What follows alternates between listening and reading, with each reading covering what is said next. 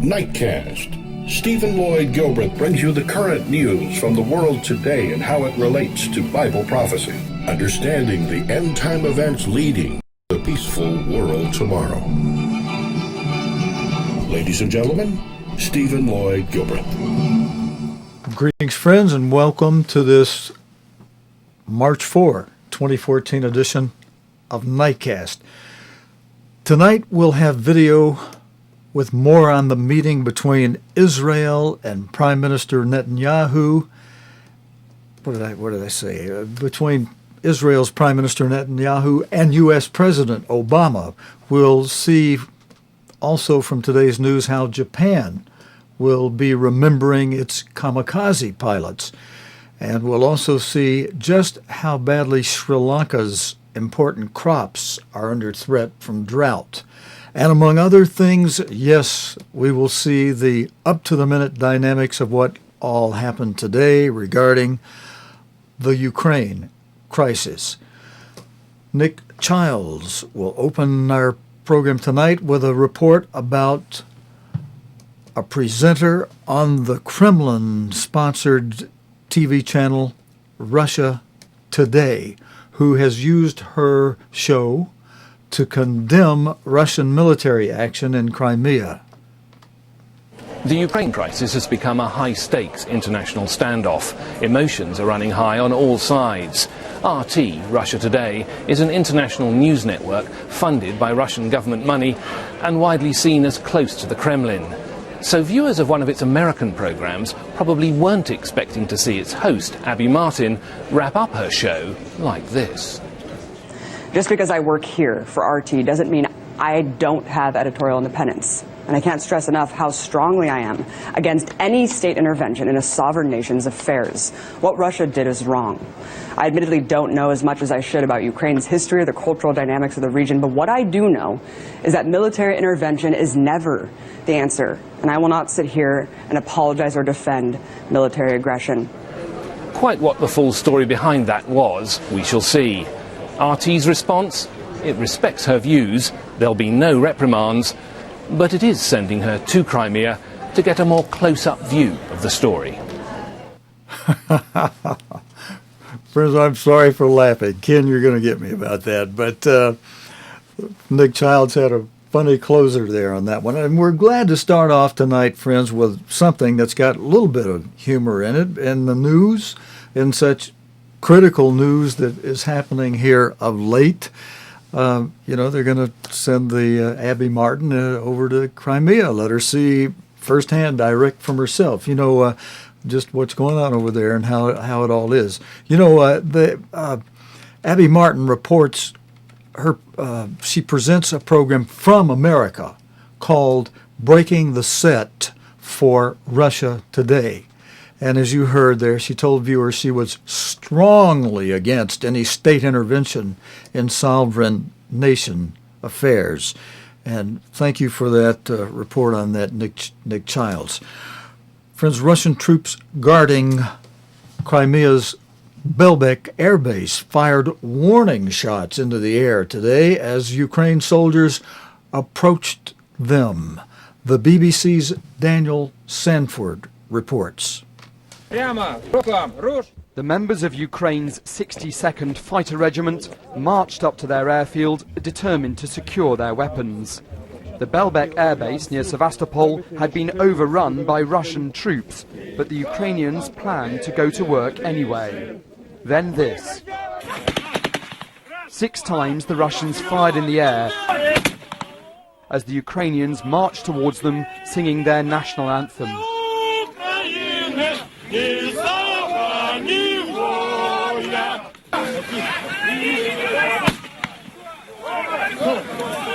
Before finally they were ordered to a halt.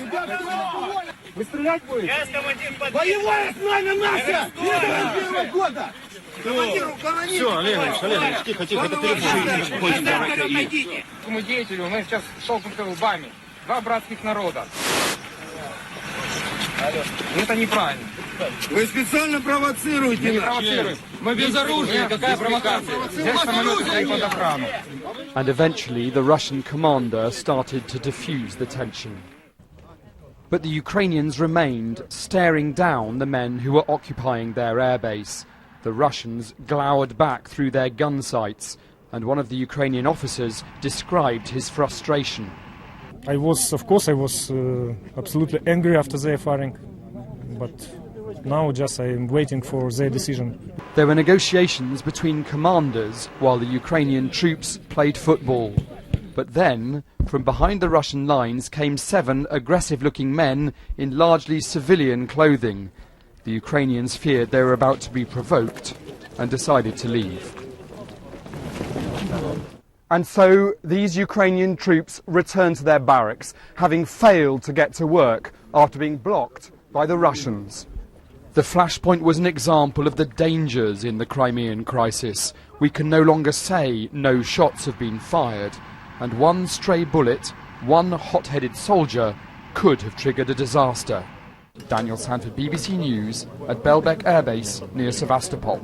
Thank you, Daniel. And friends, this next video is of the same event, but it's with a different reporter, different camera, little different angle and perspective on the same event today.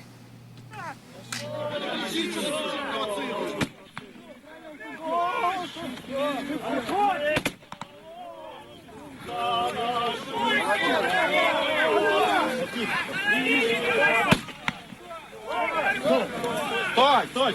Стой! Один командир сюда! Блядь, мужики, вы нужно стрелять по ногам! Стрелять буду!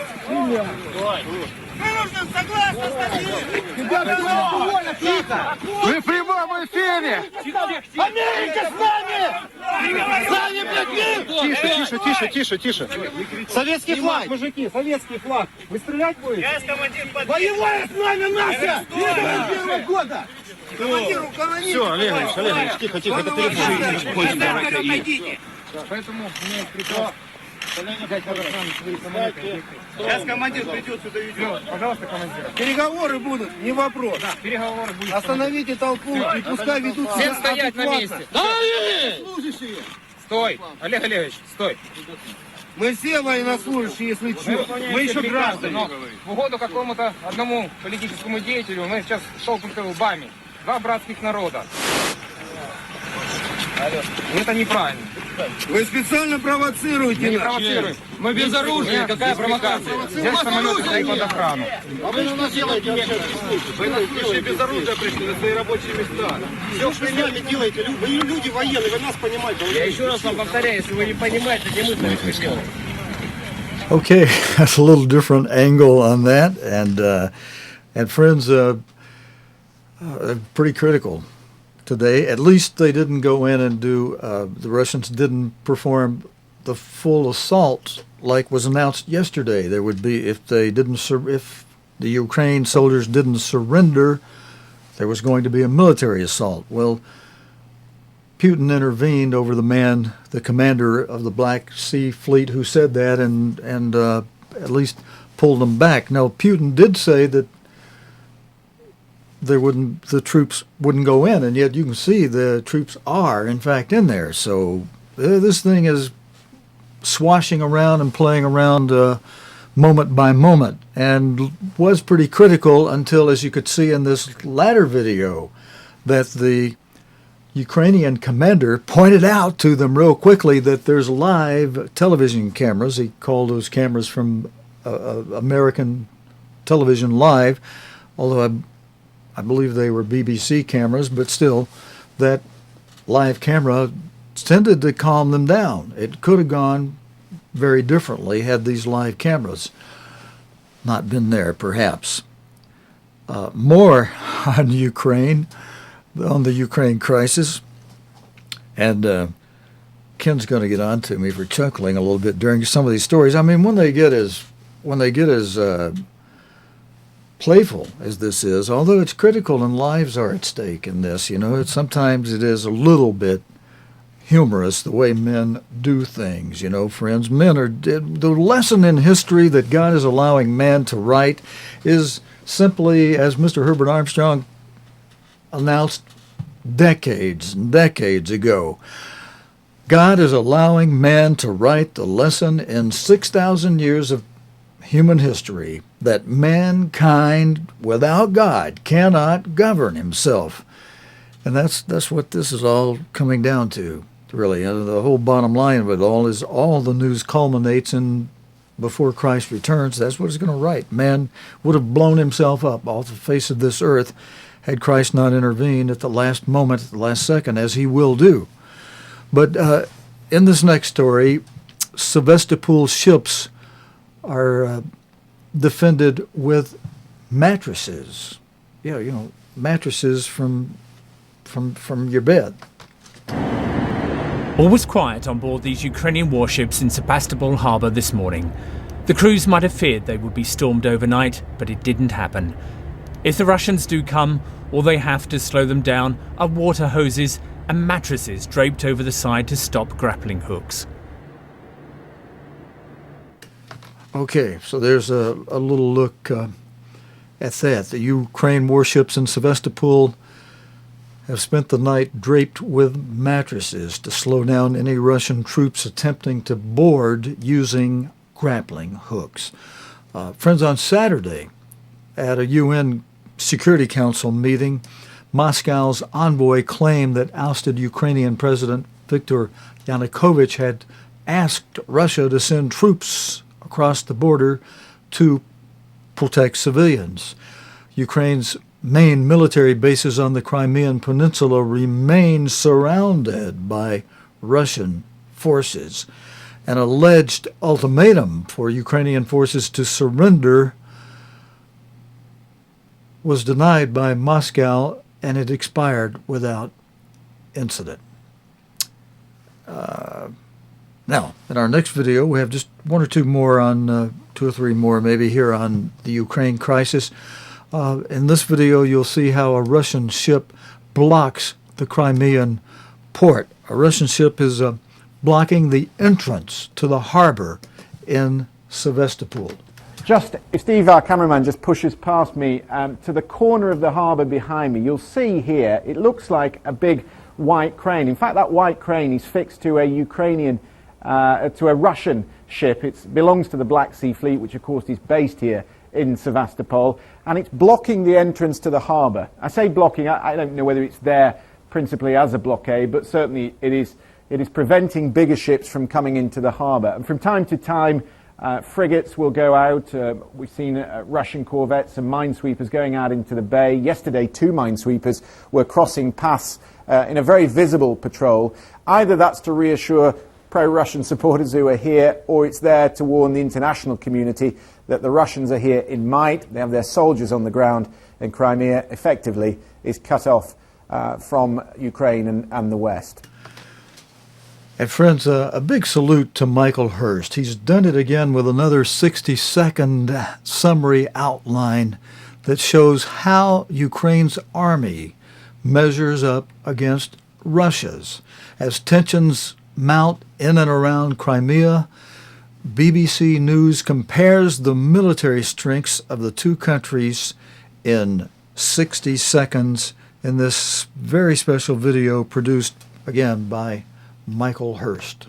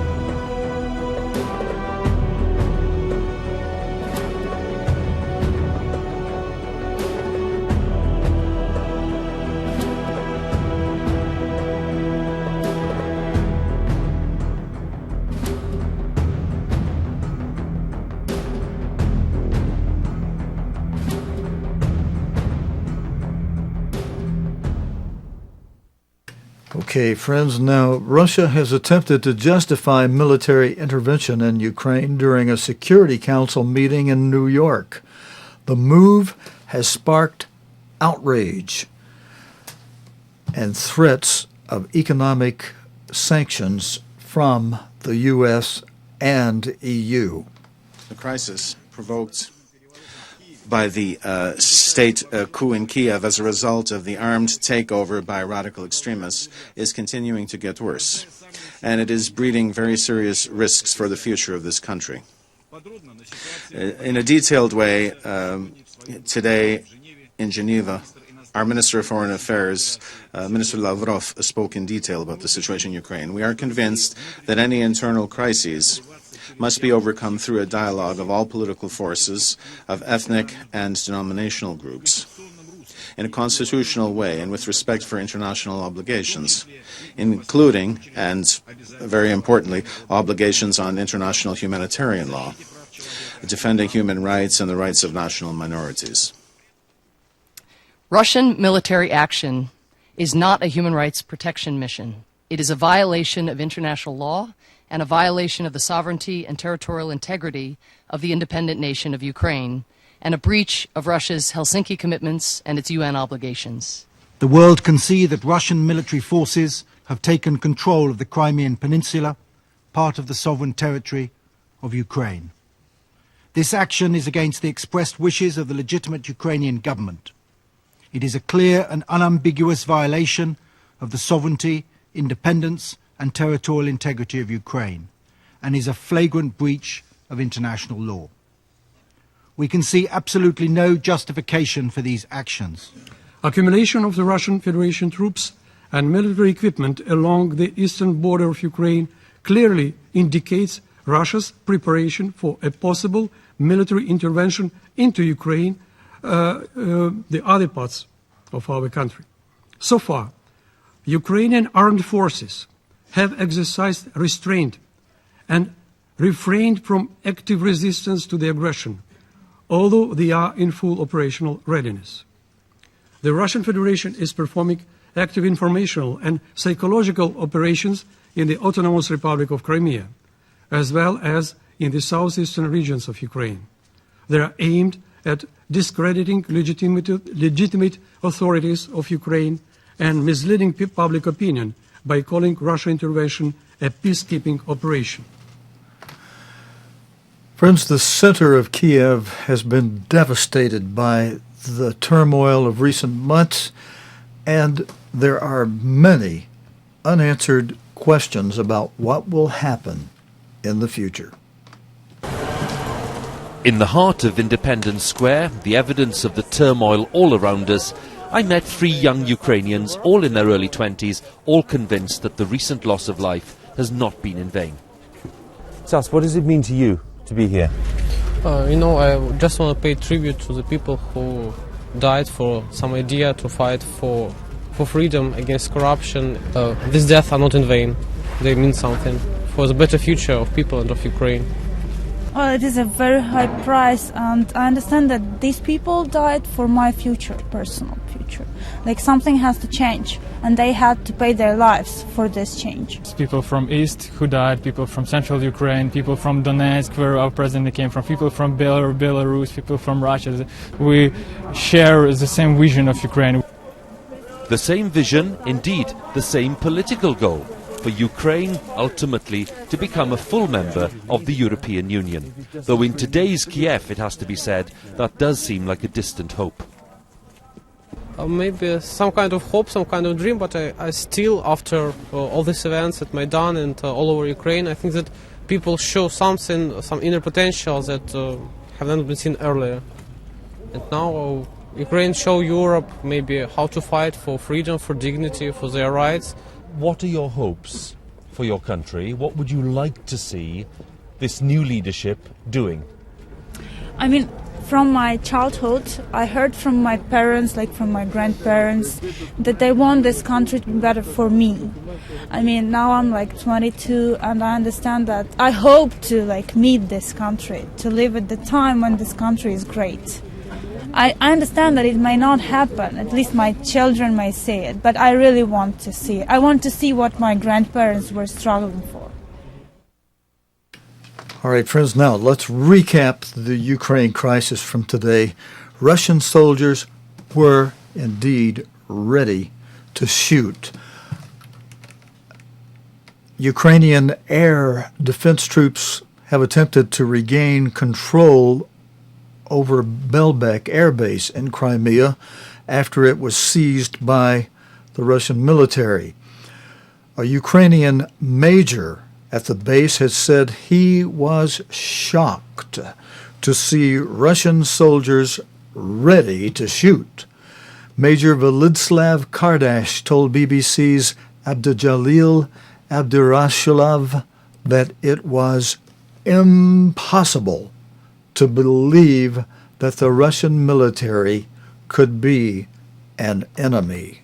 Our soldiers, our military men was withdraw under the press of the Russian troops from the airfield. It happened 2 days ago, and step by step we was withdraw totally from the airfield. It was under the press, and the soldiers, the Russian soldiers, they were armed by the weapons, like you can see now, and now our wish was just to return back. They say that they have the order and they are ready to even to shoot to us, to the fits, like their commander said, if we will try to enter in. Here in Crimea we have the Russian friends, of course, and the regiment which is located nearby with us. This is the Kacha regiment. Kacha regiment is belong to Russia now. We belong to Ukraine. We up to now we have perfect relations with them, and even we celebrated with them the 100th anniversary of the aviation in Russia and in Ukraine, of course. And it's impossible now to become the enemy and to fight against of each other now. I have my friend. He served. We fly together in the Aero Club here in Sevastopol in 1987 and 1989. He is in the Russian army now. I am here in Ukrainian army. I am here now in Belbek, and he is in Kacha now. He is the pilot of the first class. I have. He is my friend, of course, and I can't think that he'll be my enemy. It's impossible. I don't think that we are angry because of that pressure, but it happened too fast, and we can't change our attitude to the Russians, of course. But to be under the weapons, it's I don't know how to explain the feelings, and it's impossible to believe in that is going on now. Friends, nearly 70 years after the end of World War II, Japan wants to remember its Kamikaze pilots. Many young Japanese men gave up their lives by deliberately flying their planes into Allied targets. Rupert Wingfield Hayes went to meet a surviving Kamikaze pilot in central Japan. It's not every day you get to meet a real kamikaze. In 1945, at the age of 19, Itatsu Tadamasa was recruited into Japan's Special Attack Squadrons. Today, the cheerful 89-year-old doesn't look like a fanatic. So why did he volunteer to die? Common sense says you only have one life, so why would you want to give it up, he says. But at the same time, all of us wanted to volunteer. Okinawa was being attacked by the Americans. Japan needed us to be warriors, to stop the invasion. On his first mission, his engine broke down and he was forced to ditch. The second was called off because of bad weather. And so, unlike so many of his comrades, he survived. When you look back today at what happened then and all the young people who died, doesn't it feel like a waste? I never look back with regret, he says. The people who died did so willingly. If they were forced to go, I would not be collecting all this stuff. They must not be forgotten. These are the kamikaze letters. Itatsu-san has collected them from families of kamikaze pilots across Japan. Many like this express pride in the coming sacrifice. Dear Mother, my one regret is I could not do more for you before I die. But to die as a fighter for the Emperor is an honor. but others show clear disillusionment in Japan's war. Tomorrow, one who believes in democracy will leave this world. He may look lonely, but his heart is filled with satisfaction. Friends, some of you, that just may simply be a reminder of what you already knew about kamikaze pilots. Some of you younger people it may be a revelation to you that, wow, during World War II, there were Japanese men who were willing to fly their planes into American ships and as a suicide mission, which enabled them more effectively to accomplish their aim of blowing up their targets. And they were willing to do that. They were called kamikaze pilots. Now, friends, in our next story, this story should really help you when you go to bed tonight, or even now after the program, be able to get on your knees as you do your prayers before God and pray thy kingdom come, that part that Christ told us to pray in the prayer. This should help you put some heart into it if you really pay attention to this short video on how Sri Lanka is suffering under threat of drought, where they may lose their very important crops. In Sri Lanka, a severe drought is affecting much of the country. The main rice harvest, due soon, is under threat. The quality of the tea crop, Sri Lanka's most important export, could also be affected. The BBC's Charles Haviland speaks to farmers and workers in the country who are struggling to cope with the lack of rainfall. Channels, vital for rice, have been dry for weeks. Many paddy fields have been left fallow. This dry part of the country depends on one short monsoon. It just didn't happen. This should be a reservoir, 3 meters deep and capable of irrigating the paddy lands of 40 farmers. Now look at its pitiful state.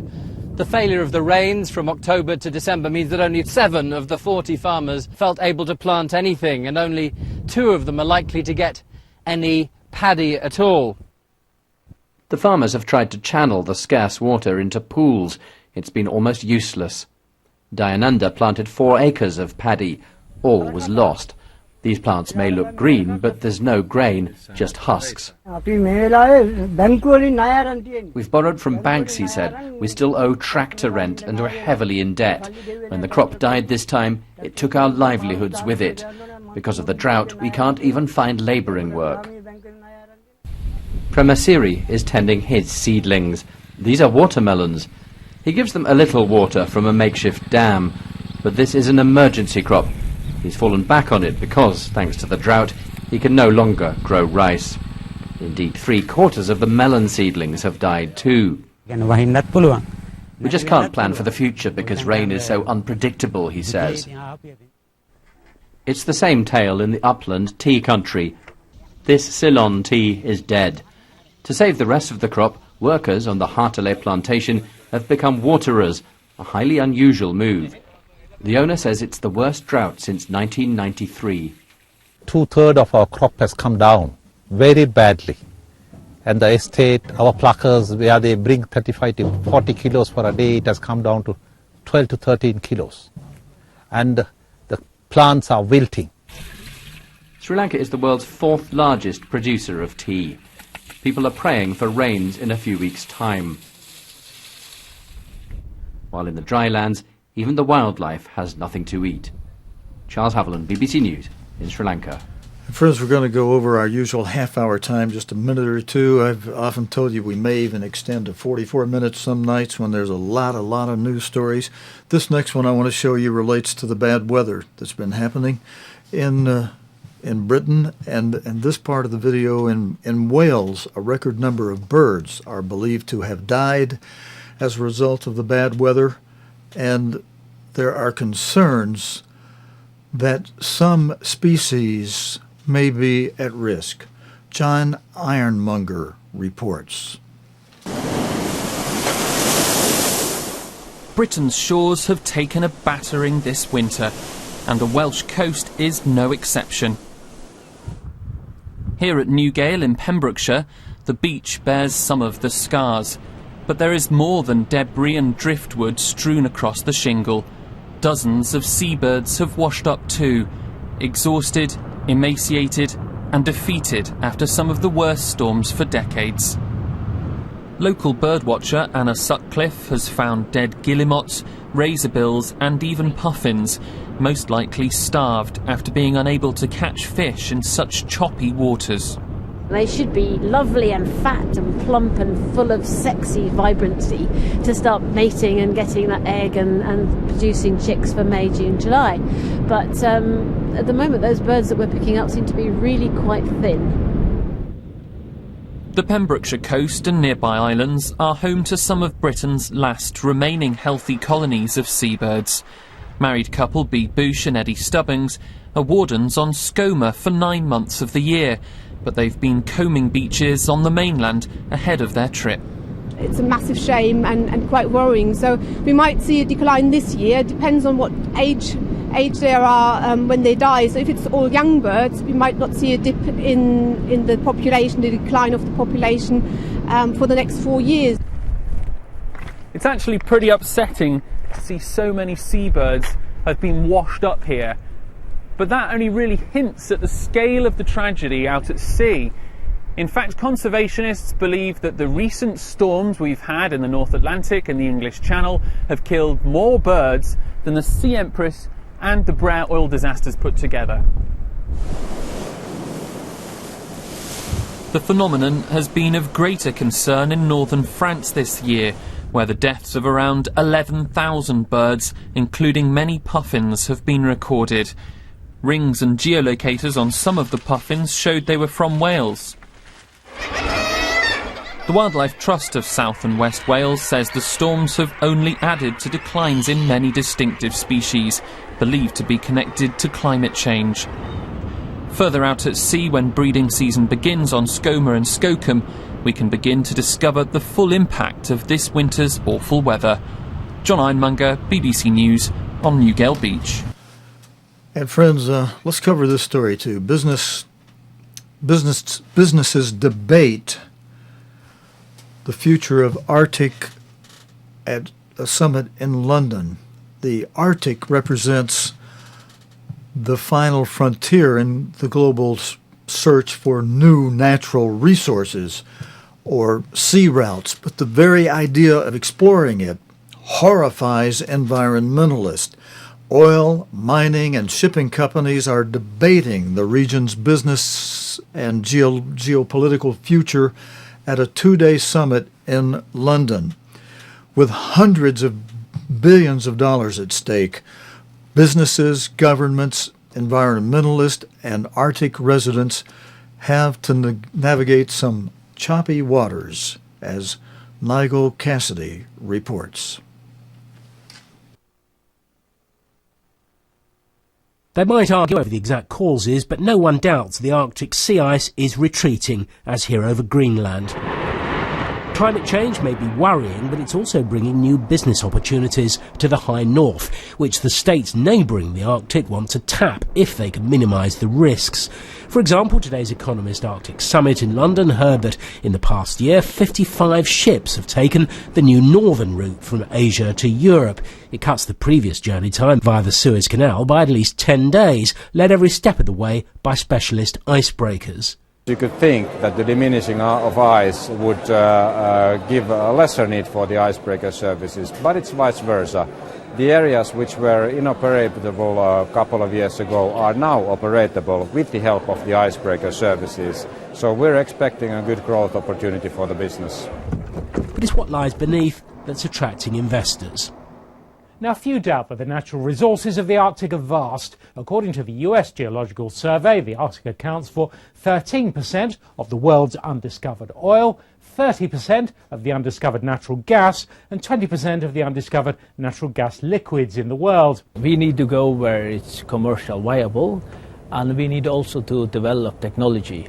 We don't want to go faster than technology allows us. So that is the main reason we are focusing on the workable today, and then we will build on these experiences to go and deeper. There are big investments required in order to... But as the summit heard, the Arctic states are imposing stricter rules on resource companies. If you look at the Icelandic economy, that we build mostly on fisheries and industrial export, of course, also, we cannot afford any disasters in North Sea of Iceland when it comes to oil and gas. But those resource companies are keen to go deeper, and it remains the case that many of those with an interest in the region have very different views on what counts as sustainable development. Nigel Cassidy, BBC News. Friends, yesterday we gave you a report on the meeting between Prime Minister Benjamin Netanyahu, Bibi, of Israel, with President Obama in Washington at the White House. And tonight we have some video footage on that and some more details. They are tough negotiations. The issues are profound. Obviously, if they were easy, they would have been resolved many years ago. But I think that Prime Minister Netanyahu has approached these negotiations with a level of seriousness and commitment that reflects his leadership and the desire for the Israeli people for peace. It's my belief that ultimately it is still possible to create two states, a Jewish state of Israel and a state of Palestine, in which people are living side by side in peace and security. But it's difficult, and it requires compromise on all sides. And I just want to publicly again commend the Prime Minister for the seriousness with which he's taken these discussions. And friends, I have some footnotes on this short video and some comments of my own to make regarding this. U.S. President Barack Obama has warned, as you heard there, that Israeli Prime Minister Benjamin Netanyahu must make some tough decisions to advance peace talks with the Palestinians. At the White House, Mr. Netanyahu replied Israelis expected him to stand strong and that the Palestinians had not done their part to ease tensions. The White House has said it hopes to see a peace deal in place by 29 April. Of course, they spell that P-E-A-C-E, but what they're really talking about is a P-I-E-C-E deal, a piece of Israel's land to be given away to the Palestinians. But there's been little sign of progress since July, when direct talks resumed after a 3-year hiatus. Mr. Obama said compromise will be required. The two leaders spoke publicly yesterday ahead of a bilateral meeting at the White House. Palestinian Authority President Mahmoud Abbas will visit Mr. Obama later this month, March 17, just a day less than 2 weeks now. It is still possible, Mr. Obama said, to create two states, a Jewish state of Israel and a state of Palestine, with people living side by side in peace and security, Mr. Obama said yesterday. But it's difficult. It requires compromise on all sides. Sitting beside the U.S. President, Mr. Netanyahu pointed to Israel's release of Palestinian prisoners, its withdrawal from Gaza, and other steps it had taken to ease tensions. Israel has been doing its part, and I regret to say that the Palestinians have not, he said, Mr. Netanyahu said. He demanded the Palestinians recognize Israel as a Jewish state. Friends, that's not going to happen. Really, that's like asking the Muslims to admit that God chose Isaac to be the inheritor of the blessings that God was giving and did give to Abraham's son Isaac. The Muslims believe the Quran, which says that God chose Ishmael to be the son that would receive the blessings of land that God promised to Abraham's sons. And the Quran teaches, contrary to God's word in the Holy Bible, that it was Ishmael that Abraham took up onto a mountain in the land of Moriah to offer him as a sacrifice.